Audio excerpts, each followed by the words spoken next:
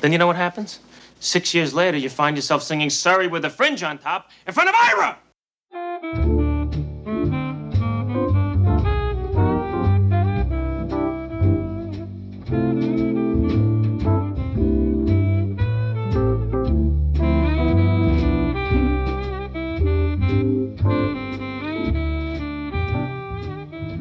Welcome to In Front of Ira, the podcast in which we, two historians, Sabrina and Torsten, sit on a couch.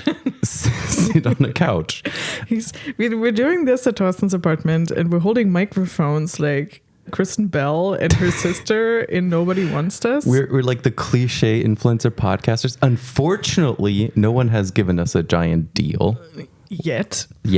So if you are, we have the couch, in a position to give us a deal, whatever that may mean, present Please. us. Yes. With present us with a business plan. Wait, do we need to present a business plan? We need to do anyway.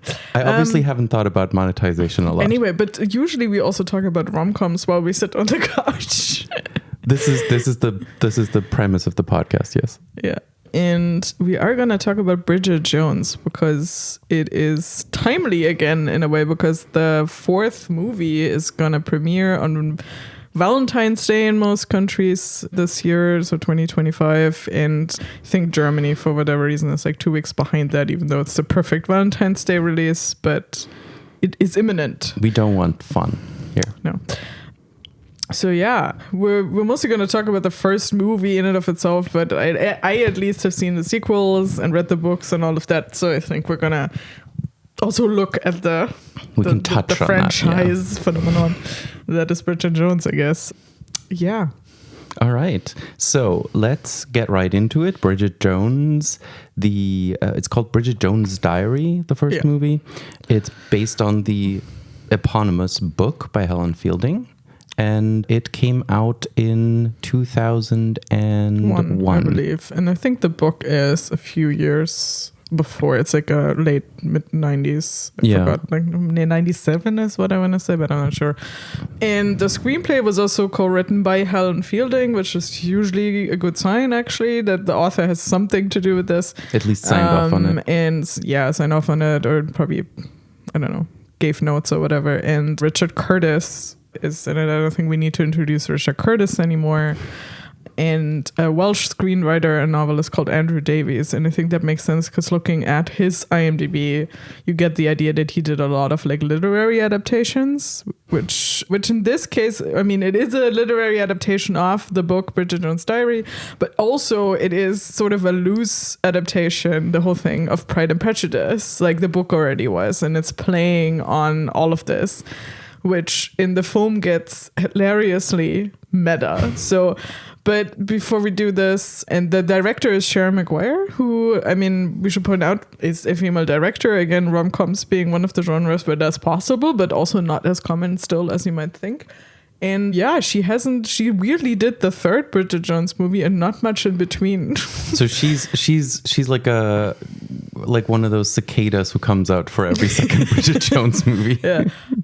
But yeah, and obviously, so Bridget Jones is a 32-year-old single woman, and I want to point this out because by now I'm older than her, which I find endlessly depressing, which makes the newer movies more interesting again, because then she is significantly older again, and I have something to look forward to, I guess.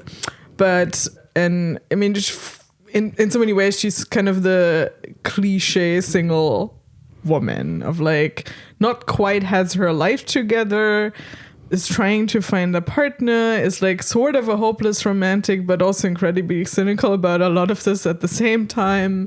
Everyone around her is married except for her other single friends that she spends most of her time with and tends to get really drunk with and smokes too many cigarettes with. And because this is a book of the late 90s and a film of the early 2000s, we have ridiculous body shaming going on, mostly her to herself, of like she constantly tries to diet. I mean, this is way more prominent also in the book. Like every chapter starts with what she's currently weighing, how much alcohol she's had, how many cigarettes. I mean, also to great comedic effect.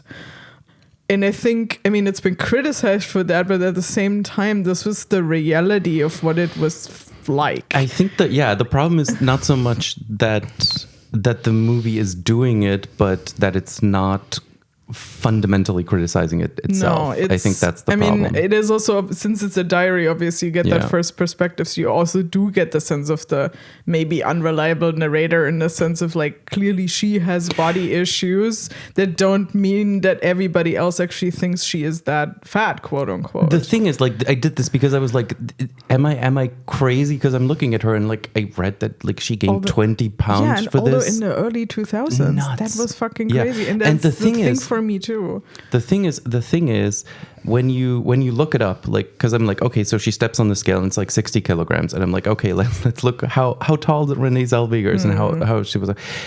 She has like a BMI, and not that that's a measurement of anything real, anyway, but even by that like really unkind measurement, she is a 22.6. And if you know anything about BMI, like the ideal BMI is between 20 and 25. So she is in the ideal zone, and the body shaming is completely nuts in this. And I mean, but honestly, again, we've talked about this in some other contexts. It was that way. Like everyone in all the magazines and there was in the tabloids anyway, but even like normal, like more women's magazines, it was always about dieting. It was always about being incredibly thin. And I mean, I was a teenager then. It was horrible because I was a slightly overweight teenager. And even now I have a body type that is actually very close to Bridget Jones. But back in the day, I was considered fat. And I was constantly told by everyone around me I was fat. And now,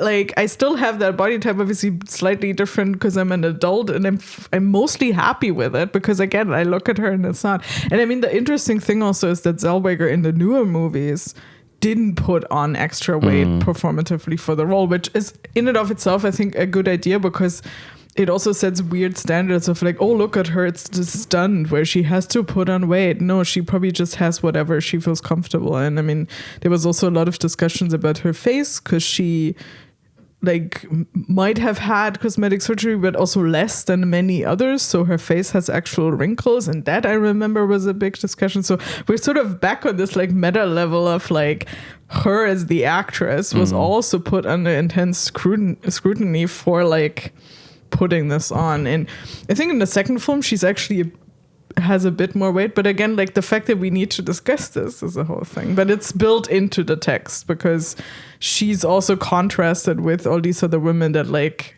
one of her love interests, or at least or technically both otherwise have dated. Like we see all these other much thinner women that have a certain like 90s model aesthetic that she's contrasted with. The thing is, like, I was watching this again. I remember watching this. This is so weird, and this is gonna date me. I watched this movie in cinemas as a sneak preview, like so before it even came out, and I watched it and I didn't know what to expect. I was completely sold, and I watched it again.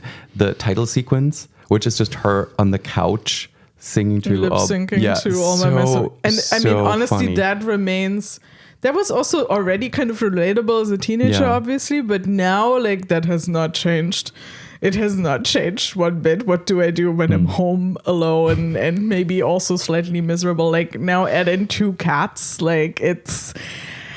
Yeah, I mean, that was also always the thing, and which is why a lot of people also like this, even though it's kind of reproduces certain problematic things. It is also the relatable thing that she never actually attains this goal and yet gets the guy, right? So, like, and anyway, so the love interest, obviously, in the most British rom-com cliche casting situation ever, Hugh Grant and Colin Firth. Yeah. And for once, Hugh Grant is the big asshole.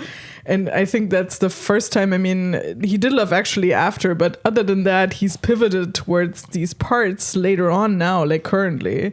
And he's so good at it. And this is, to me, like I was watching this movie and about, I think like 2/3 of the way through, I'm just thinking to myself, and I turn to Carrie, like, that really is the brilliance of Hugh Grant. In Notting Hill, you feel so much that he should be with the girl. Yeah. In this movie, you want to throw him out of a window. He's so good at it. He's so good at it. Such an asshole, but also such a sleazy, charming asshole that you still sort of understand why she's attracted to him. it's mostly the thing of like you want her to have a fling with him and enjoy herself, but obviously because she's her, she kind of does fall in love with him or like tries to make something work that everybody knows would never work with this kind of guy. To be fair, he does also actively lie to her and like make up the story where he, like Mark Darcy, which is Colin Firth character, cheated, like his wife cheated with Mark Darcy, whereas in reality it was completely the other way around. Yeah. And weirdly enough, Mark Darcy then turns into almost like enemies to lovers because Bridget gets the wrong idea about him, even though he's the guy she's supposed to be set up with from like the get-go of this movie, which is the New Year's turkey curry buffet at her parents' house. It feels very specific and very British. Yeah. It's like the Tarts and Vickers party too. there's a lot of weird white British suburban culture in this. That is really where I felt the Richard Curtis of it all kind of come in. Like, I mean, that's his also world. in the book though. So that's very much, I think like Helen Fielding's writing is very much in line with a lot of what like Richard Curtis is doing, also especially with Four Weddings and a Funeral. So it made perfect sense for him to like take this up and then it turn has a it Four into Weddings feel at times, definitely. Yeah. And that's all sort of that, you know, in that vein, I think. And yeah, so obviously they will get together in the end. As I said, it's this loose Pride and Prejudice adaptation, so there is a lot of misunderstandings and basically communication issues and all of this. And Colin Firth is the bumbling sort of. He's so good. This is the thing, and this is where you pointed out in the beginning that this is very meta, because he is playing Mark Darcy after he played Mr. Darcy in the BBC version of Pride and Prejudice, which, until I looked this up, in my mind I had Mandela affected this to be the same Pride and Prejudice that Keira Knightley was in, which obviously it's not.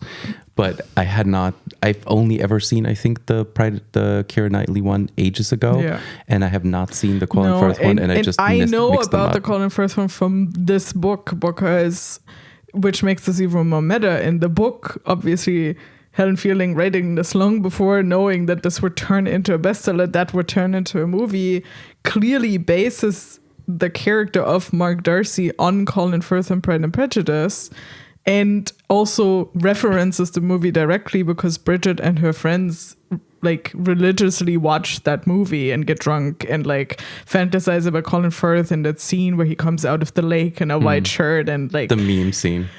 Exactly. So it is ridiculously meta that then Colin Firth would play him, but obviously also nobody else could have ever played him. So I think Helen Fielding probably realized a dream that she probably didn't think good about. that the movie got made so quickly after the book was published, because otherwise he couldn't have played him. Like 10 years later, he couldn't have played him, so it would have been a loss. And I mean, Renée Zellweger, I remember there being obviously a lot of discussion about her being cast not only because of her body type, which, I mean, she does Chicago like a year later, so her body, like, she's very thin and athletic, so there was that. And the second thing, obviously, is Renée Zellweger is not British, but then has since received only praise for her British accent in this. So I'm obviously not British, so British people can correct us, but it never stumbled over it. Maybe it was a little bit weird at times, but honestly, it's like a Kevin Kline in French Kiss level accent, where like if you ask an actual French person, they're like, yeah, no, that's fine. I mean, I think that that's why everyone accepted her after. And as I just looked up before, she actually got an Academy Award nomination for this, which I never thought. I mean, it's obvious. You know what these things are. It's obviously a big studio. There's a lobby behind it. It was a beloved film. You don't know what the other comedies were that year, but I mean, it is a great comedic performance. Like, not only because of I do think that obviously awards tend to happen when people do certain things for a part, which in this case was the whole weight gain thing, which again is ridiculous and in hindsight. Accent.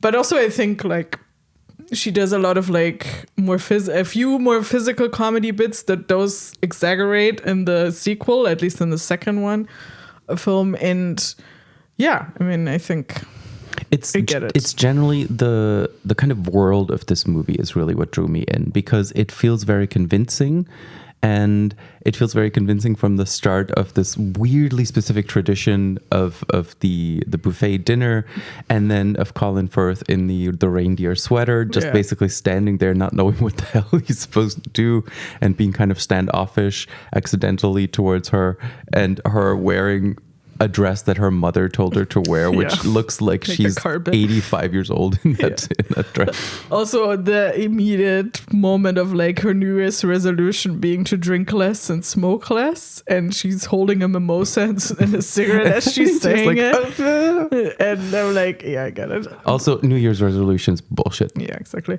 But I mean, this is a character, and I think it comes from the film, but more actually, if you've read the book, that constantly does this. She constantly sets herself these goals that she like wants to change her habits, and always fails, which makes it incredibly relatable, but mostly because it's also goals that, again, are geared at like meeting impossible standards. And I mean, sure, yes, she could probably drink less and smoke less, but it's also like, you know, like she's a single woman.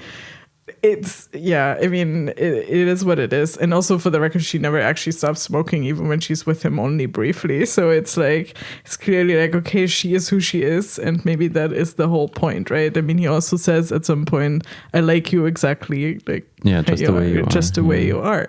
Which is the whole point. She just needs to learn to do that too. Yeah. And like we as the audience, and this is, I'm so very torn because there is that whole thing that you need to buy her as this person who doesn't love herself, and we kind of need to also, because to a certain degree the outside world also replicates that, so we kind of need to see it. But like you take one look at her and you like immediately fall in love with this rom-com heroine. She's so perfectly the rom-com heroine in this, and she is perfect just the way she is. Like this movie is she looks exactly. I don't know who else he could have cast. Obviously I didn't read the book first, so I don't know. There would have been British actresses. I mean, like I think that the thing for me also is like, I mean, I read these books when the film came out, and I was already still too young for it then, so I don't know. I always had her in mind, and I think that happens to a lot of people.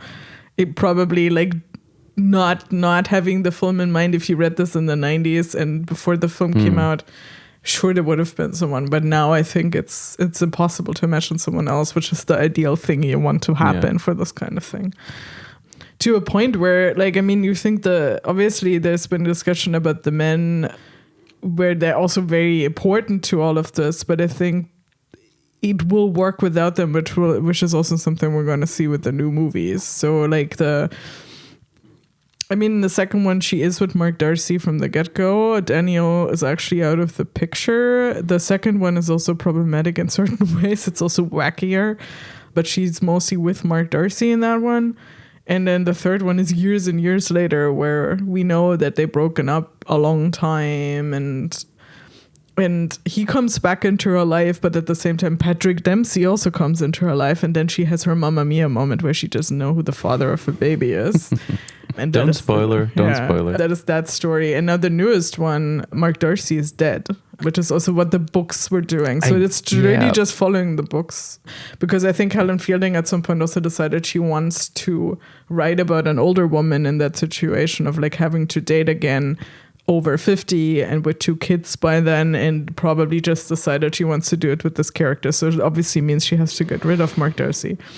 So, but Daniel Cleaver is around again, and I don't know how they're going to do this in the film, because they sort of had the funeral for him in the films, but he's back. I'm excited to find out how they resurrected Hugh Grant, although I think there was a cliffhanger in the other one. I was like, is he really dead? Because he was just lost somewhere. I don't know. Chiwetel Ejiofor is in this one. Yeah, and Leo Woodall, so she's going to date a much younger guy. Should be interesting. I started reading the book. I haven't finished it, so I don't actually know where it's going to go, so I will find out when I watch the film, because that will happen earlier. But yeah, I mean, I think it's nice, and I think it will probably be a decent enough film, and feels like most people are excited for it to just exist again and have like the. Yeah, nobody's expecting the Oscar-worthy performance in this one, I think, and it's probably fine not to. I'm just happy when someone is trying to make a decent enough big studio rom-com. So I mean, that's our constant thing. It's a constant thing, and if you find likable enough actors, and I mean, I think And I mean, as far as I know, all the like supporting players return, which is always helpful. I mean, they did for the Bridget Jones baby, which was fun to see where those characters went. Obviously, most of them ended up in partnerships and kids and whatever, and they're all hilarious here. My favorite one will always be James Callis. James Callis we need to talk about James Callis because he first shows up. He plays this washed up 80s pop star with one hit. He had one hit. Yeah. But he decided to not make more because it's enough to get him laid. It's such a good line. It is such a good line. Such a good line. Yeah, he's obviously, again, the gay best friend trope in a way, but he is so charming. And the funny thing about James Callis is that I think most people do know him as like Gaius Baltar in Battlestar Galactica, which is a very different part. Yeah. Very different. It's funny because I looked at him and I'm like, wait, that's Julian Bashir. And I'm like, oh no, wrong Ron Moore space show. No, it is not Alexander Siddig. It's James Callis. He's so funny though. No, when they do the fight, because like we're kind of skipping around. We kind of assume you've seen this movie. If you have not seen this movie, go see this movie. The central scene of this is essentially the fight between Colin Firth and Hugh Grant, and it is so funny. Yeah. We can also talk about this. My final thing I need to say about James Callis is that because of Battlestar, he was at a convention that I think you also at least were at briefly. I don't remember. The FedCon here. I was there for that panel, cast. And I mean, he's super fun. And also, like, there were Rekha Sharma, who's in Battlestar Galactica and was in Star Trek Discovery. And I sort of, like, I mean, know her as too much, but, like, she would know, like, she would recognize me. And, like, before that, we were talking online, and she was sitting on James Callis's lap. When I first met her, they were just sitting outside the con building, and she jumped up from his lap to say hi to me. So I just want to say that I'm more important than James Callis. But no, he seemed very nice and very charming. And I think this is his, like, I would have watched a whole movie about that guy. I love that idea. It's kind of one of those fun. It's one of those, like, also the throwaway idea that then doesn't get developed further, but you could have like a whole movie about it. Yeah, but the best part when the couple that sits behind them when he again thinks he's getting recognized for a song, it's this older couple who only wants to move his chair off woman's jacket. Oh, so funny. Yeah. The friends are kind of like, they feel also right out of a British Richard Curtis 90s rom-com. Like they're the odd but adorable friends that you have who do all the dumb things with you and who support you. And all date all the boys, essentially, all the assholes. And so the fight, this big fight scene happens. So the storyline is, again, we're just going to be very quick about this. She meets Colin Firth. They don't like each other, or at least that's the impression that we get. She then has a very inappropriate flirtation with Hugh Grant, who is her boss, over the length email. Of her skirt. Yeah. And they get together and go to some they retreat get away for a thing. weekend where they also end up running into Mark Darcy and sort of hit it off, and then obviously he cheats on her because he's an asshole, and so she's single again and miserable. But that is also a moment where she's trying to turn her life around a bit because she decides to leave that job, which is with a publisher, I think. I forget what it is. Yeah, like a publisher, an agency. The publishing house, the wonderful book about Kafka's motorbike, where Summer she is there. The 30th best book, at least. And yeah, exactly. But then she decides she wants to get into TV and gets into this like Sit Up British morning show, and so we get more hijinks of her doing on-camera things, like the typical human interest stories or whatever, like she's going to a fire station and these kinds of things. My notes there say excellent fire station. That kind of thing. And I mean, Mark Darcy's this fancy lawyer, so at some point they do also run into each other again, which is sort of the key moment where he manages to get her an exclusive interview with this like couple that was a big law case, and because he's a lawyer in this, and in sharp pinstripes. And yeah, and I mean, again, back and forth, and at some point they seem to get together, and then Daniel Cleaver shows back up, and like, this is when the jig is up, and she finally finds out that Daniel Cleaver obviously was the cheating asshole, and then the two men get into a fist fight, which I think it's recently, because Hugh Grant is currently doing promo for his new film and is doing a lot of interviews where he does these retrospective, and he talked about the fist fight in this and said they had like a stunt coordinator and everything. Like, they did this themselves, they didn't have stuntmen, but they had a coordinator and a fight choreographer and everything.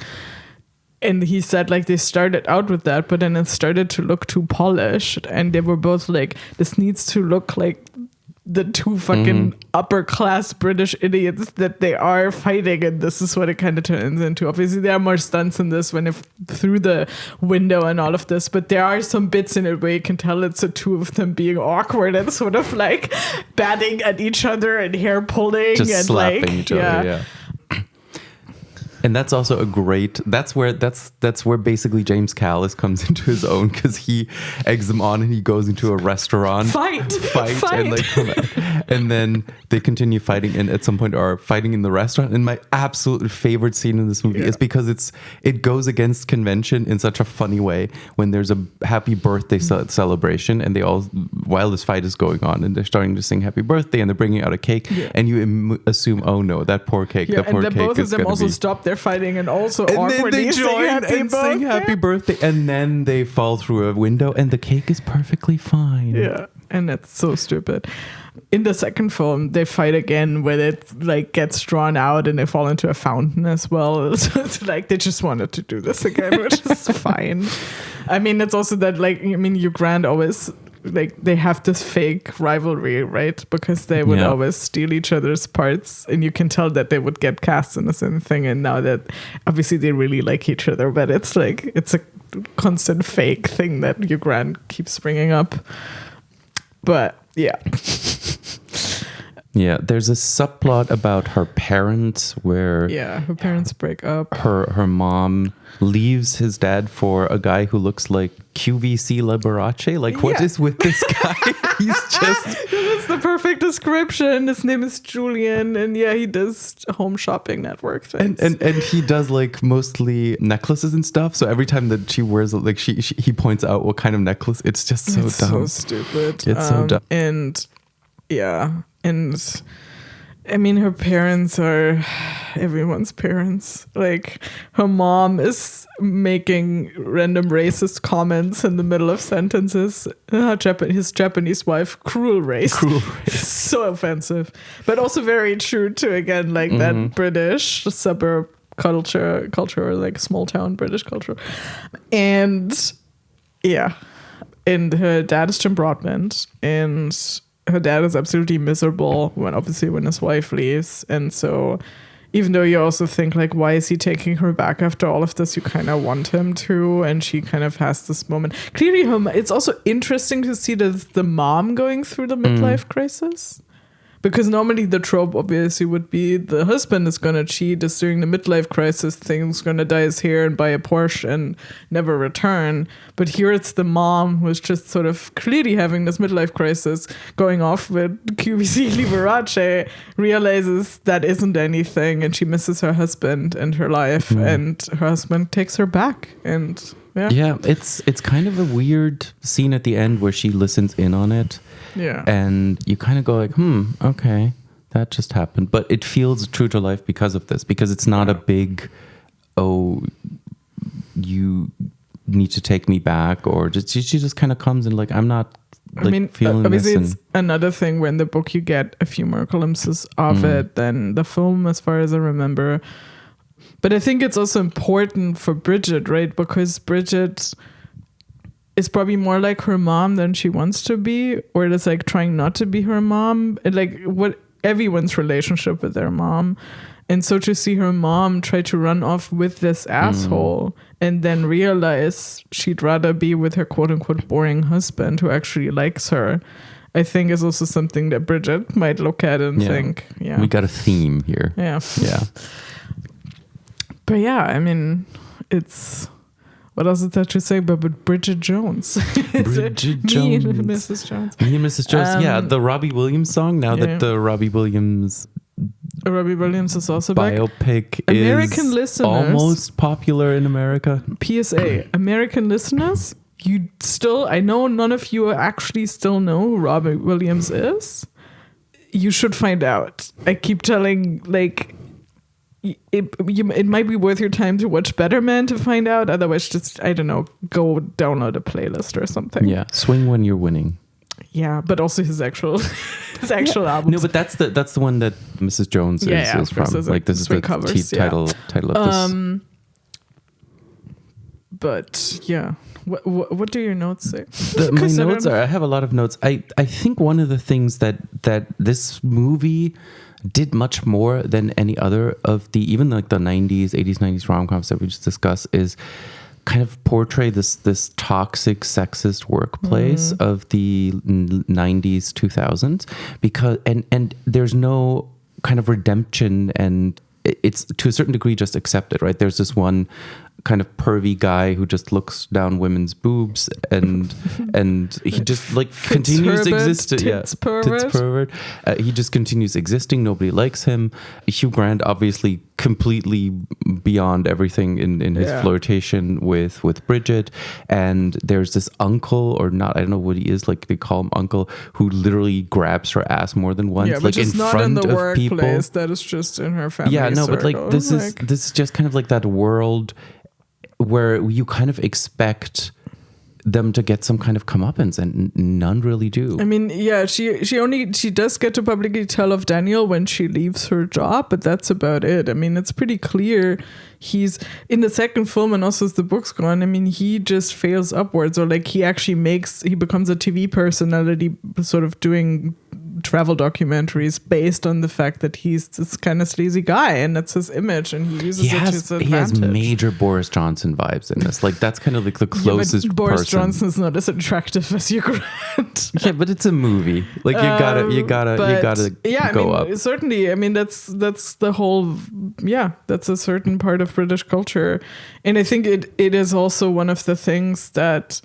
sort of implicitly contribute to how Bridget sees herself, obviously. Like, you're supposed to mostly be physically attractive, and I sort of get it from the point of view of, like, you don't find yourself attractive because society constantly tells you you're not attractive, so obviously you fall for guys like Daniel Cleaver who then tell you that you're hot and are actually attracted to you. I mean, he clearly is, but he's also would never actually publicly date her in any way, like get married to her, like really commit to her. And not only because he obviously has commitment issues with everyone, but also because she isn't someone he would want to show off in public. He wants to be with the model type that he then gets engaged to and then breaks off the engagement. But there's certain thing about societal expectations. So yeah, I think that's very well described in this movie, right? This idea of everybody already has kind of a pre-existing notion of what their life is supposed to be like, and she just kind of feels put upon, and he expects to be successful and to be with like the hottest woman he can imagine, and everything that's not that, even if that's the thing that would make him happy, he won't accept. Like, that's the thing. Like, they're both kind of tragic in that sense. I mean, it's a comedy, but they're both tragic characters in that sense. He does at some point also say, like, you and me, Bridge, we're the same, right? We're trying to find a time to commit, and it never really, even though it's obviously not quite true because she's always trying to commit. I think although we do clearly have that classic rom-com arc where really the bigger obstacle is that she needs to also sort out her life. So in a sense, he is right.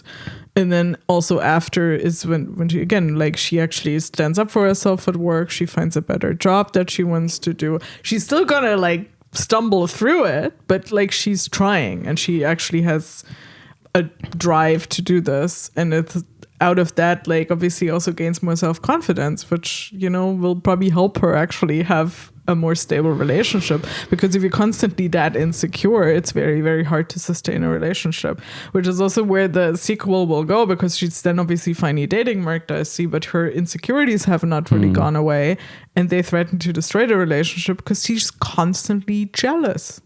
And he's Mark Darcy. He would never cheat on her because she constantly thinks he's cheating, to the point where, and I'm going to talk about the sequel now, because to me it's one of the surprising twists of that, for like mid 2000s sequel. There's a very young lawyer or lawyer's assistant that Bridget thinks Mark is cheating with, because they constantly have to work and everyone comes to his big house to work. And so this young girl is there all the time.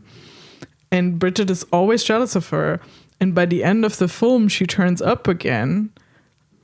And it turns out she's in love with Bridget.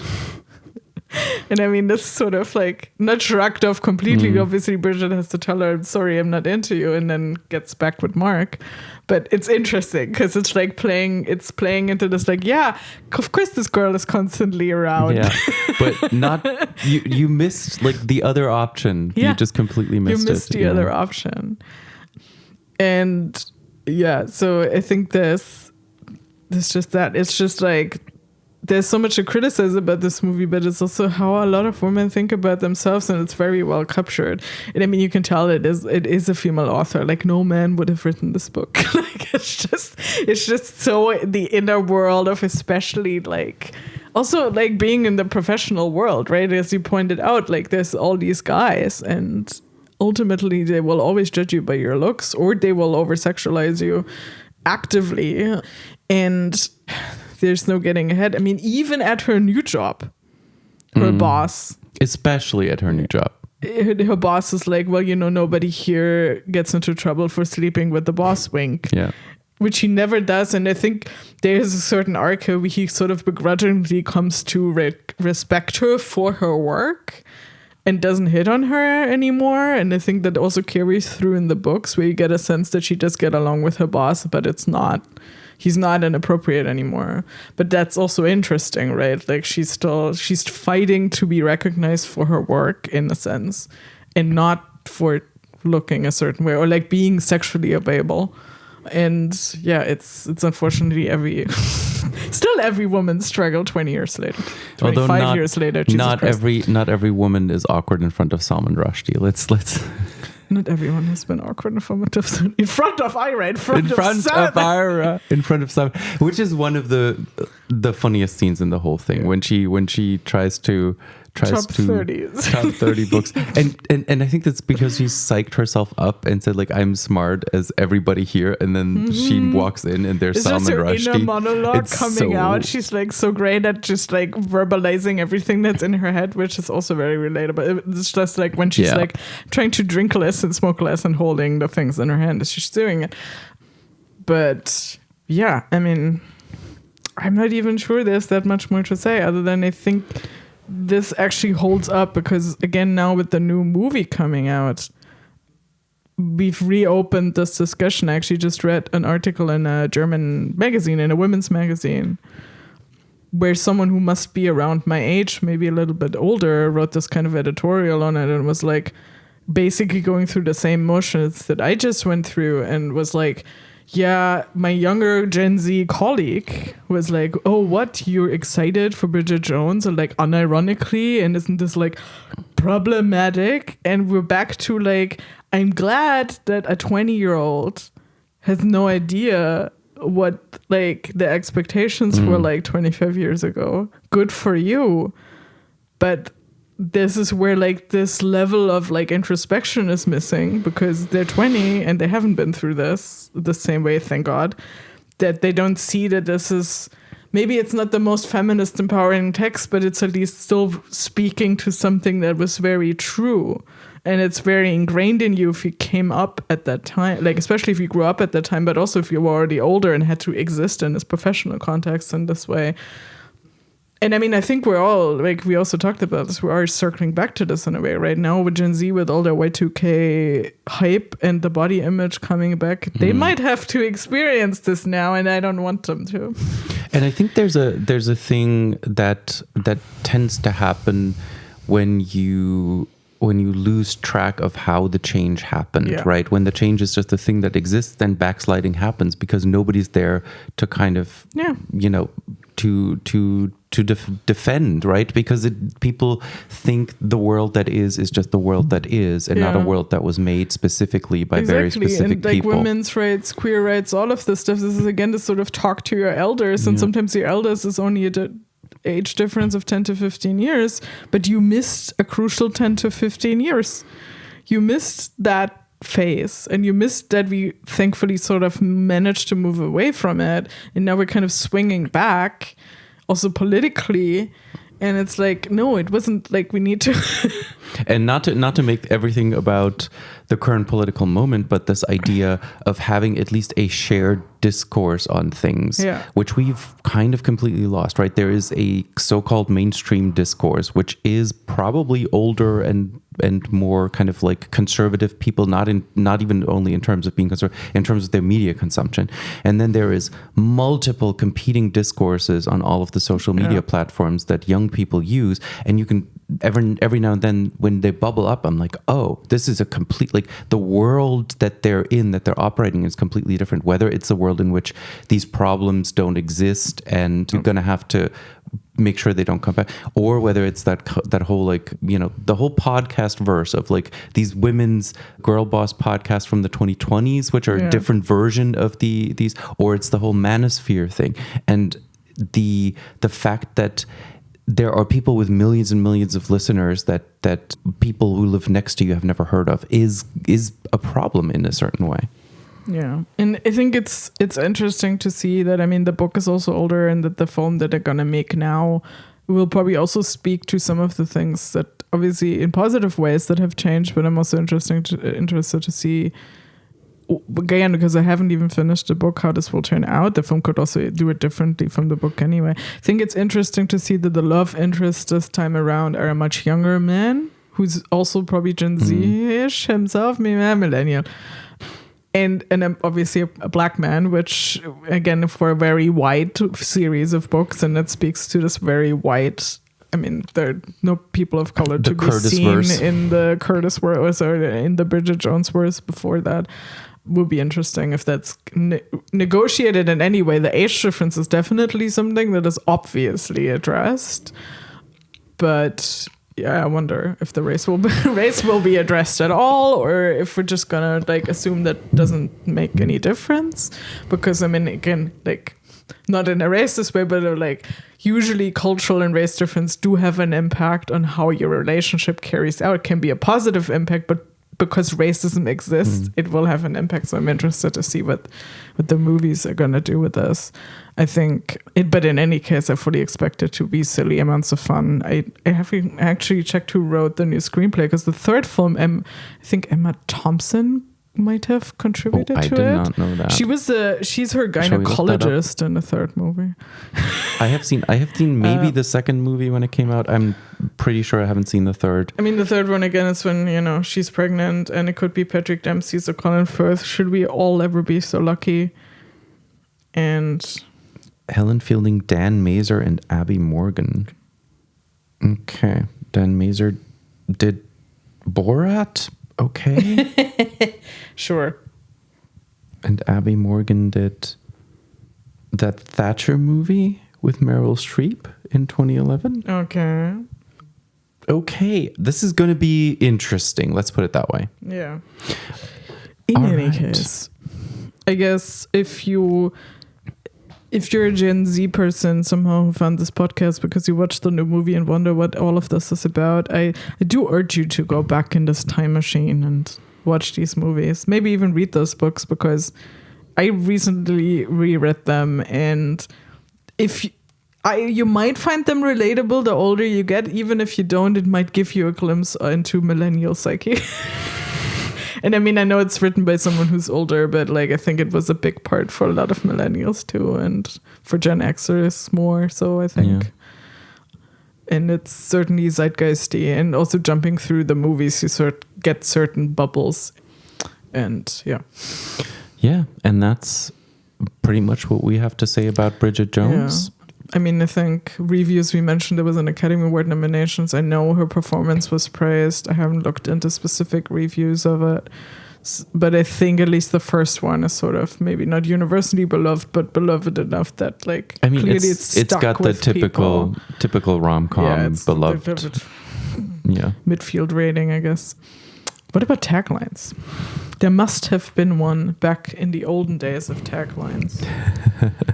This is the thing where we show that when we're actually sitting together, we're not as well researched than when we meet over Zoom. What happens. You just need to. We can put in Jeopardy music. Dum, dum, dum, dum, dum, dum, dum. You can also cut this, but you won't. Anyway. No, this is the fun part. Apparently, Renée Zellweger also worked at a British publishing company for a month for this. Publishing, no doubt, one of the 30 best books of all time. With Salman Rushdie. Health warning. I found the taglines. Health warning. Adopting Bridget's lifestyle could seriously damage your health. I'm like, adopting? Hand me my margarita. I mean, I don't smoke as much as her, but still, like, adopting. Come on. We're already having this. Whoever's watching this usually already had this lifestyle. There's a lot of taglines. Uninhibited, uncensored, unmarried. Oh my God, this is the best one because it sums up everything we just discussed. For anyone who's ever been set up, stood up, or felt up.